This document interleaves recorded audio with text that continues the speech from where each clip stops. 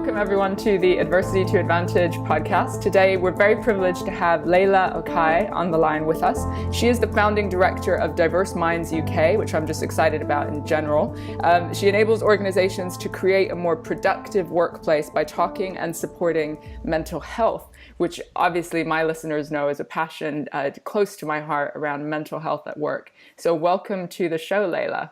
Thank you so much for having me, Petra. It's really good to have you. So as you know, this topic is all around adversity, resilience. What are the things in our life that have impacted us in some way and have allowed us to kind of either strengthen our character or punched us in the face? There's a range of things, right? I'd love to just get a bit of context in the first instance. Well, actually, let me go back first. Tell us a little bit about Diverse Minds UK. I'd love to know what it is you're passionate about at the moment. Thank you so much. So Diverse Minds UK, do you know what's really interesting is I never, ever thought I'd be running my own business. So for me, it's been a really interesting journey because there's a lot of business in my family. A lot of my family members are, it's a large family, run their own businesses. And I was always told, why don't you run your own business? I'd reject it because I never really understood. For me, a business was the big conglomerates and multinationals that we see. So Diverse Minds all started from when I worked at Imperial College, and my role was head of diversity and inclusion. I headed up the centre there, and I did a lot of work on mental health. So I started all the training and the support for staff on mental health first aid and beyond. And other organisations would find out about it and say, oh, Leyla, you've done this at Imperial. Will you come and do a talk for us? Will you run a training session? So I talked to my manager. She said, yeah, that's fine. You can go, but the money has to come into your budget, your departmental budget. I was like, yeah, that's fine. So I'd do some, I'd spend the money on training for the team, and then it kept happening. So I bought annual leave, and then it kept happening. And I thought, there's clearly something in this. So the passion is really from seeing people suffer and seeing really stupid, if I can use that word, policies and procedures that don't work or that people aren't following, that need to be made easier to understand and more appropriate for the employee and staff members.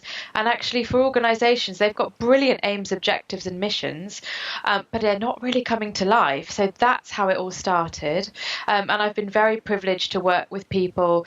My work is very much workplace based, so it's not around the clinical practice. I will make a reference to and signpost people to good clinical practice, but it's really about practical steps that can be taken in the workplace to support staff. Amazing. How long have you been running this business for? So as a side hustle, I recognize that term. It's very close to me. I think I've had a side hustle for 10 years. There you go. Yeah, probably about 2.5 years, and coming up to the end of October, it will be a year that I've been doing it full time. Amazing. Well done. I'm 6 months in, so exciting. The struggle is real. I know what it feels like. But such a great time to be within this, in the sense of the open conversations that people are willing to have, which is actually quite ahead of the game to some other countries, I'm realizing. Yes. Isn't it? Yeah, absolutely. And I think the UK still has a long way to go. Oh, yes. And we think about all the things that are just starting to come out around Me Too, and why I didn't report it, which is so important. And I've just read from Rape Crisis UK some information around men are less likely to be convicted of sexual violence and the mental health impacts of that. And, women are 50% of society. So why aren't we looking after 50% of society's mental health? So, yes, and there's lots of aspects to it. So really, yes, as I said, I feel really privileged. I think you're right. I'm at the right place at the right time, and there is just so much work to do. There is so much work to do, and of course me and you could talk about mental health like all day and strategies for improving it, but I'm curious about your story. What's made you who you are today, sort of achieving at the top of your game? So give us just a bit of context. If we go right back into your history, your childhood even, do you think that your childhood, whatever that means, sort of parents' education system, gave you the resilience that you needed to run your own business and deal with life as an adult? It's interesting because we talked about that, didn't we, a little bit before the podcast? And I said to you, no, I don't think my childhood gave me any resilience. But when you've asked that question again, and I'm reflecting on it, I think what the theme, and again, given there's a lot more discussion around Asian diaspora, and with the British Asian series on BBC, it makes you realize how I think resilience has built through journeys. So I'm third generation, and my great grandparents were from Gujarat, and then they moved to Africa, and then I was born in the States, and then I moved here. So there's a trajectory and actually adaptation. Yeah. And I don't think you realize it. And and so I suppose that's a big bit of resilience in terms of how you adapt. And I never felt like I fitted in the UK for a long time. So I've lived here since I was 9, until, interestingly, I went on a EU-funded program on volunteering. And it was brilliant, and I met people from across the world, and that was great. But I have never in my life, and I went to Spain and I speak Spanish, and I look more Spanish than I look, white British, obviously. I have never felt so British in my whole life, which, interestingly, I wasn't expecting. And I didn't have a particularly great time because it was doing immigrant support work. I saw some really horrific things. But again, I suppose, yes, that has prepared me. And taking a step back and thinking about that, yeah, absolutely. And another theme through my life has been bullying. So I've had a lot of bullying at school, and I know that's not uncommon. I know that happens to a lot of people, and everyone gets bullied for a different reason. And I very much felt it was because I was brown, because I didn't fit in, and I didn't have I wasn't one of the popular girls. So I always felt that. But I suppose what then happens is when you're older, like now, I don't really care. And I don't mean that in a negative way. I mean, if someone's rude to me, or if I don't get a contract, I think, oh, well, there's plenty more fish in the sea. And actually, I've been through worse. So this is okay. And actually, I'm in control of it. I don't have to go to school every day anymore.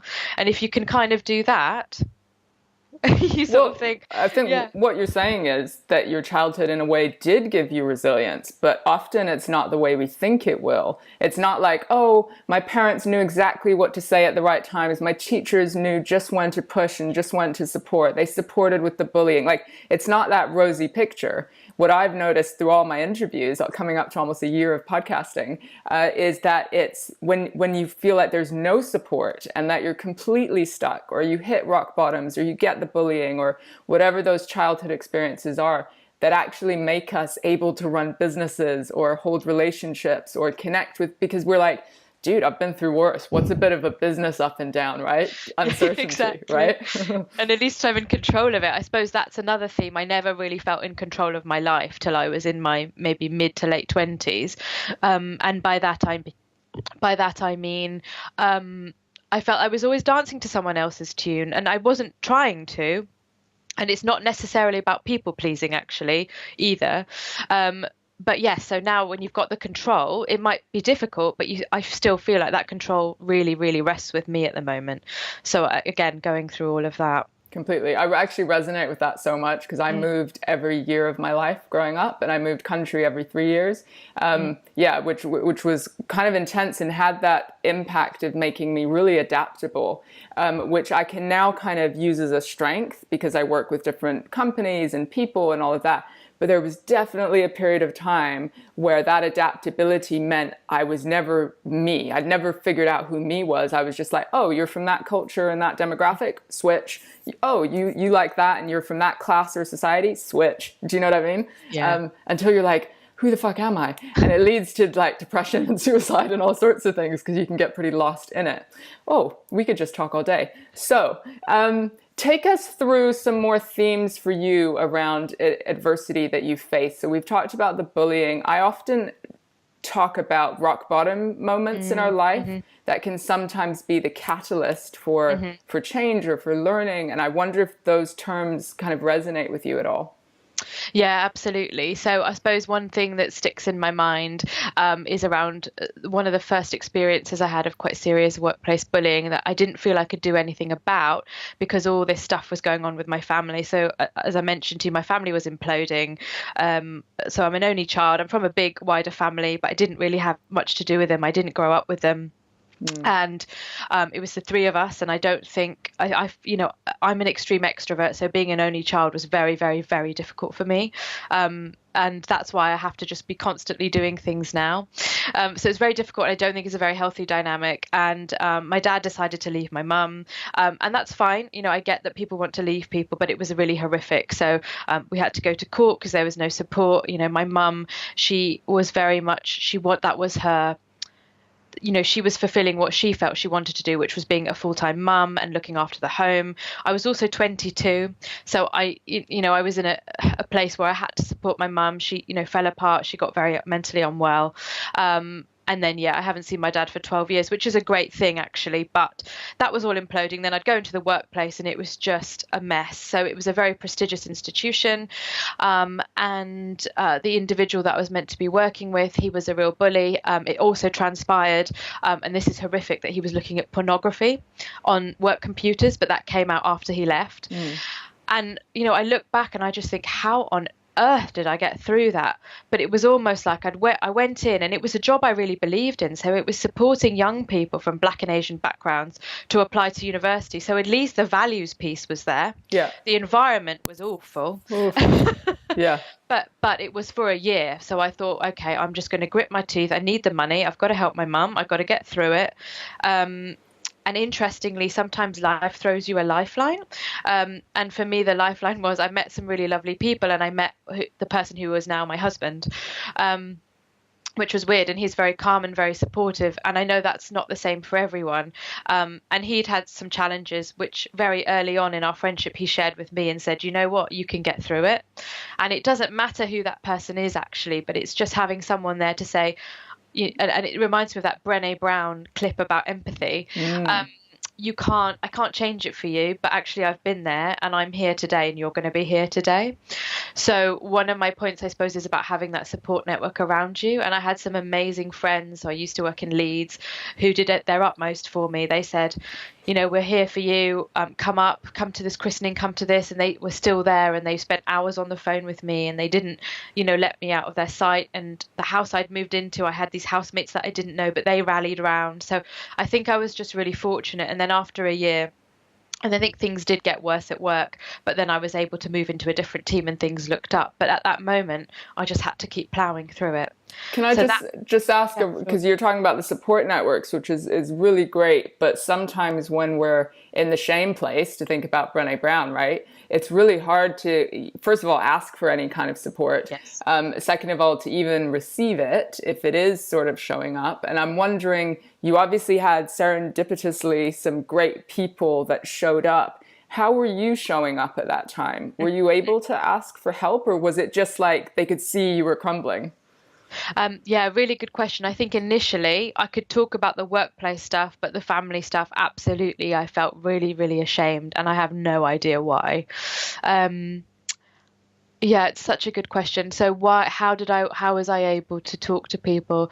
I think I just thought to myself, I need to know that it's going to be okay. So I'm going to have to talk to some people so they reassure me, because I couldn't face the truth, and I couldn't face the reality that if someone had said to me, this is going to be really hard and tough, I don't know what I would have done at that moment. But because everyone was like, I'm sure it will be okay, I'm sure it will be okay, which in some circumstances isn't very helpful. Yeah. For me, it was super helpful because I thought, okay, everyone's telling me this, and inadvertently everyone was on the same page. I think I couldn't really eat. I couldn't really, I just didn't feel like myself. So I think I just said to people, I don't feel like myself and I don't really know what to do. Okay, so you were able in some way to just say, this is what's going on. Interesting how for each of us, the shame thing can be more focused in one area or another. So it might be okay to talk, for example, in mental health, it's more okay to talk about physical health symptoms linked to burnout, for example, but to admit to other people that you may be suffering from depression or that you're having secret panic attacks, or it can feel like there is more maybe stigma or shame attached to it. So sorry, go ahead. No, I was just going to say, yeah, absolutely. And it's like bipolar. So it's easier to say I feel depressed, I feel low. But if someone is in a manic phase, to hide those behaviors and then facing up to or seeing those people again when they might have huge judgments about that individual is very tough.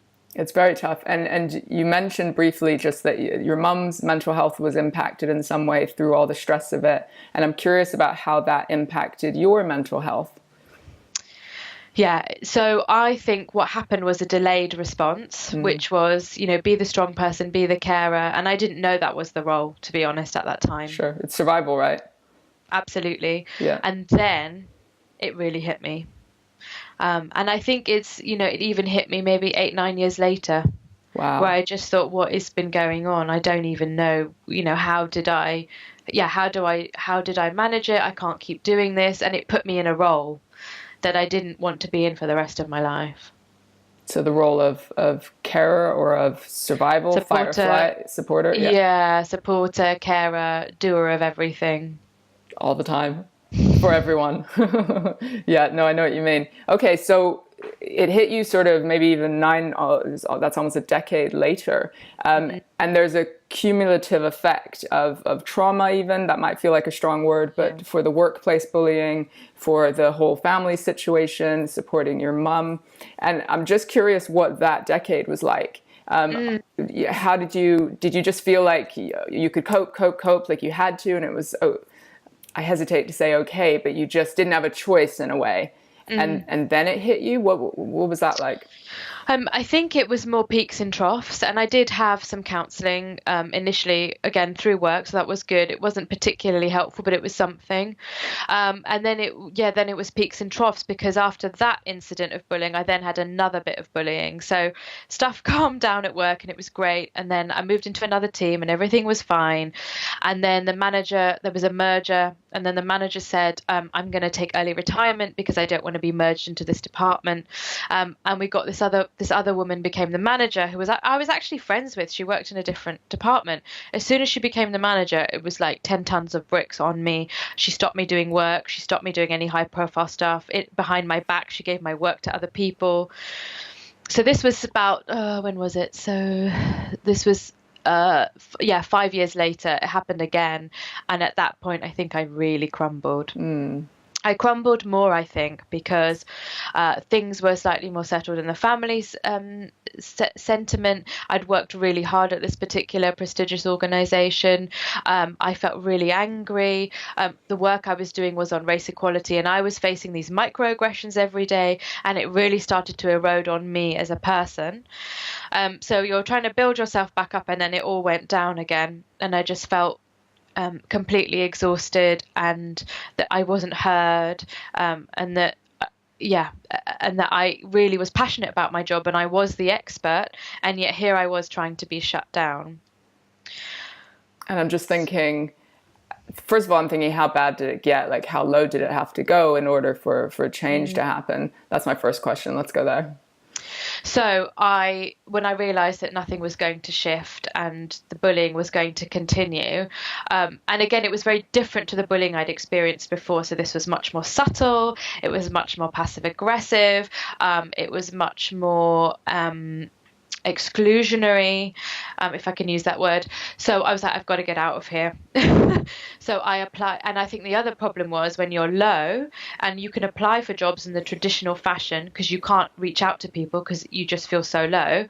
I applied for about 45 jobs. So I had to keep going, and there were days where I knew I was really low, and on the road, I don't think I actually got there, but I was definitely at the crossroads for depression because I didn't want to get out of bed in the morning. I'd cry before going to work. Maybe I had no diagnosis, but that I was not in a good state of mental health. And then I finally got another job, and it was brilliant. And interestingly, it was with a colleague that I trusted at another institution. And within a couple of months of me starting the new role, I was so much better because I wasn't receiving the treatment. And you start to think, well, I'm not insane. It's not me. Because that was the other thing. I started to think, maybe it's me. Maybe it's me. Maybe I am like this. Maybe they've got a point. Maybe, This is like emotional abuse, isn't it? That when you begin absolutely. it begins to affect your confidence, your self-worth, your ability to sell yourself within other roles. And my God, what a test of resilience to apply for 45 jobs as well. And to just keep going, I've got to keep applying. I've got to keep applying. Yeah, because I was like, there's no future for me here. And it was annoying. And in the end, this individual, she didn't want me to do any work. She stopped me doing everything. So I actually flipped that around. I thought, okay, two things I'm going to do. One thing I did, which was really interesting, which I do recommend to people, and it got to the point where I couldn't stand anyone in the office either. I'd wear headphones like I'm wearing now and listen to American motivational internet radio. And my God, that was brilliant. It saved me. And actually, I ended up going on a radio show talking about something else. So that was good. The second thing I did was I thought, okay, they don't want me to do any work. My job to come in, if they want to pay me, is to apply for jobs. So I used that work time that was presenting a barrier, and I thought, I'm not going to fight this anymore. It's not worth it. And my job now is to apply for jobs. And if they want to pay for me for that, that's up to them. Fair enough. So, I mean, yeah, totally fair enough. It's like, what is in your control, right? Rather than focusing on what isn't. So you've come from quite a low point. You've applied. You're finally in a new environment. But as you said, sort of a decade of things chipping away at your mental health, they don't just flip overnight due to a different environment. It can support you, and it feels like you had some sense of relief that it wasn't you, those sorts of things. But what were the little things that you've learned along the way to almost repair or look after your own mental health and move forward to this strong, confident place where you're running your own business? So I think the journey that I'm still on, but that I have to remind myself of, is I'm not a super person. I'm not a superhero. Yeah. I'm not, I have a lot of energy, but then when I crash, my God, do I crash. So I have to remember, okay, I can't go to everything. I can't be there for everyone. I can't answer every email within 2 seconds. I can't, and that's okay, but it's quite hard. It sounds like me. That's why I'm smiling. I'm like, oh my God. Because the crashes are intense when we drive ourselves forward. But it's really hard not to drive yourself forward when you found your mission, you're on the right path, you're running something that's valuable to you, that creates impact. So it's ticking all of these boxes. So it's really hard to go, oh, yesterday, which was Sunday, I was like, I'm going to not work all of one day and see what that feels like, And obviously I needed to do it, but how is it so, revolutionary to just not work? I know. So that's one thing. I make sure that I do make time to go outside. And I'm not a particularly outdoorsy person. That's not me. I'm not at one with nature particularly. But just to go outside, get fresh air, go for walks. What's the impact of that on you? Yeah, so the impact is it just gives me a sense of a break, and actually I get really good ideas. So it's space, but it also means that I don't feel guilty because I know that I'm going to come back with new ideas or ways to solve problems, and it just takes the pressure off. Absolutely. Just takes the pressure off. Okay, so going outside helps. What other things do you maybe try to do on good days to invest in yourself or to try and prevent those crash points? Yeah, so one of the things I try and do is to do the Pomodoro technique, where you set your alarm and you work for a particular time frame and you get lots done, and then taking a break, because otherwise, as you'll know, running your own business, 7 o'clock, and then it's 7 o'clock and you think, where's the day gone? Oh, I haven't eaten. I haven't done that. My arm's really stiff from typing all day. It's just not good for you, is it? So that's one thing. And another thing I have to do, which is really hard, and again, it's not from a place of people pleasing. It's from a place of I want to do everything and be involved in everything, is saying no and turning work down. And it's really difficult. It's really difficult, but just looking at my diary and saying I don't work on Fridays outside. I stay at home and I sort things out on a Friday. And I can't do this, and not making myself rush from meeting to meeting.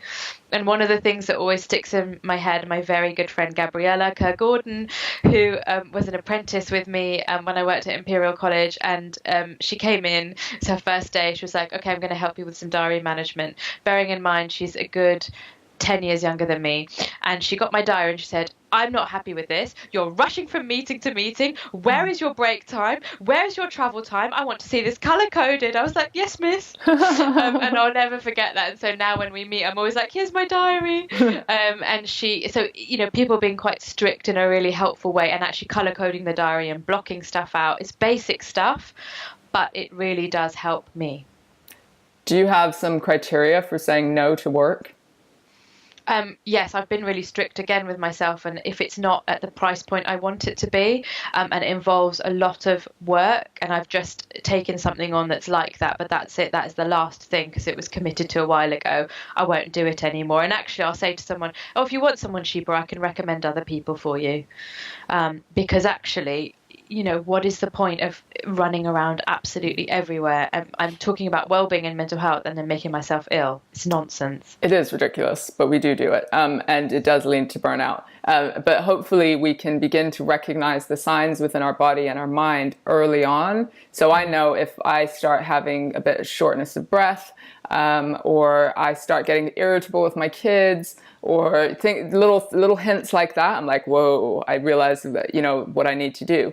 And then I also try and map out when I was employed by someone, what were the things that I did? Because I used to be really strict with routines around taking lunch breaks, bringing in healthy food, going for a walk and listening to a podcast, things like that. And then when I'm working for myself, I don't have the structure of a lunch break. So I'm like, oh, I'm not listening to anything uplifting, or like you were listening to the motivational stuff. I'm like, but I'm really passionate about getting this project done. So our own routines and boundaries and saying no is very valuable. What advice might you give to somebody who's experiencing workplace bullying or bullying of some kind, that could have maybe shortened, I don't know, in hindsight, right? The time that your confidence was being chipped away at and all of that. What advice would you give to them? So the first thing I would say is find out who to speak to. If you don't want to make a formal complaint, I understand that. Get familiar with the policy. If you're part of the trade union, talk to your trade union rep. If you have dignity at work advisors, talk to someone. If you've got a trusted colleague, talk to someone.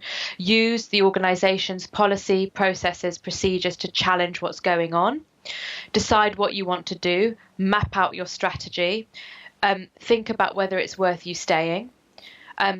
See if you could get your line manager change. If it's your line manager, if it's a colleague, can you separate the distance?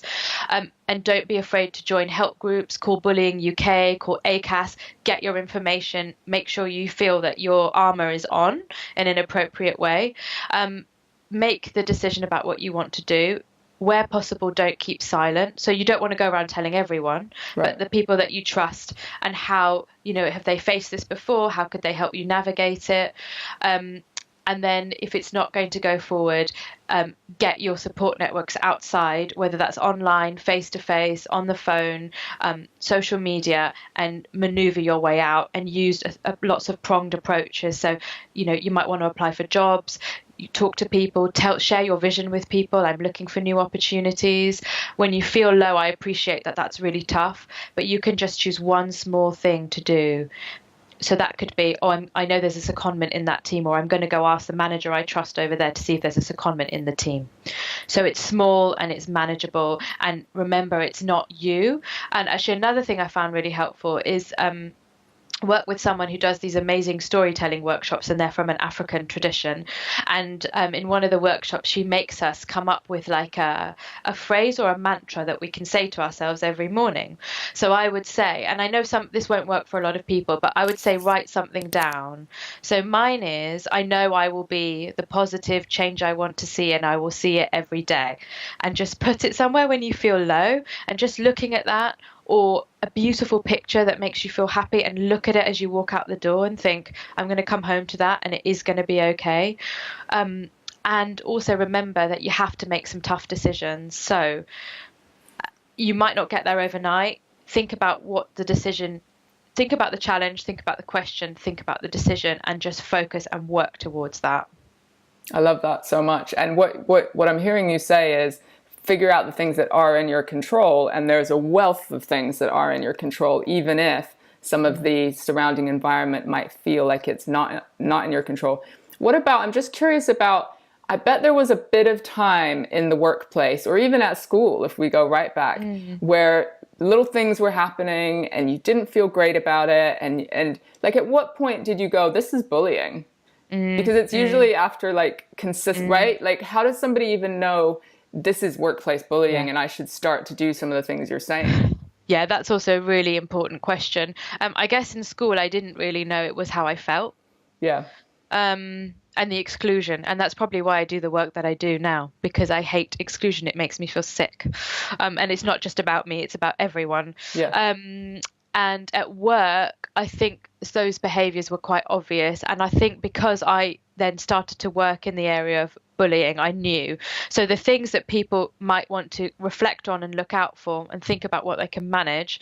And it might be that someone doesn't realize and then they have a conversation with a person and it stops. So that's also important to remember. Yeah. So withholding information on purpose, not inviting people to important meetings, excluding people from workplace functions. I think it does happen, but it's seen less because people could call it out. Shouting, standing over someone's desk, being in someone's personal space when it's not invited, so in an inappropriate fashion, micromanaging someone, over checking their work, which is what this woman did to me consistently, undermining people, interrupting people consistently at meetings, and not because that's that person and they do it to everyone, but picking on someone. Yeah. Making snide comments, using someone's personal characteristics and throwing it back at them. Absolutely. And I guess if you're worried that it could be bullying, but you're not sure, either talking to someone or looking at Bullying UK, like I bet they've got lists of things Yes. that could be going on for you. And I really noticed your passion when you said the thing around exclusion when you were younger and how that's like impacted your whole career path. And I felt your passion then. And it says to me that sometimes this really shitty things that happen in our lives, it feels uncomfortable to even admit it, but they become our purpose. So, which is like we turn our adversity, or we can, into our advantage, to our purpose. So just tell us a bit more about that purpose for you now and where people can find you.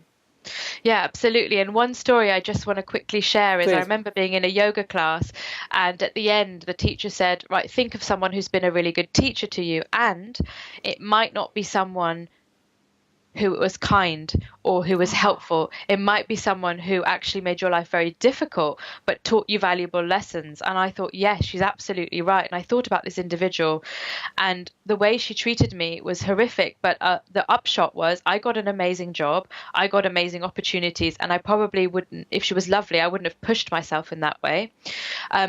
I'm here today doing what I do. And the other thing is, karma is very powerful, or whatever, your spiritual or viewpoint on the matter, because she then got kicked out by someone very senior in the organization. So it really came back on it. It took 5 years, but it happened. So kind of trust that process. But I literally got chills when you were like, who was your best teacher? And we think of, like, even our parents, we think are the most caring, but actually, what are the challenging situations, or what was the situation you were forced into? I can thank my ex-husband for quite a few things that sort of created the environment you needed, or the inner environment, to really push yourself to your higher purpose, or the thing that you're really meant to do. Yeah, absolutely. So my purpose now, yes, where can people find me? So my website is diverseminds.co.uk, and it's also at Diverse Minds UK on Twitter and Facebook, and my name, Leyla, Leyla Okhai, Okhai, on LinkedIn. And what I try and do is I have, if anyone's interested, top 10 wellbeing tips. So you receive a tip a day to your inbox, all about supporting your wellbeing and mental health, and I refer to lots of other sources, and I do a fortnightly news/blog update, and I just published one today by I had a guest blogger, Andrea Goodridge from Ad Florem, who's talking about creating an inclusive workplace. Amazing. I will be signing up. It sounds like really valuable content. Leyla, thank you so much for your time, your vulnerability, and so many practical tips. I really appreciate it. Thank you. Thank you so much.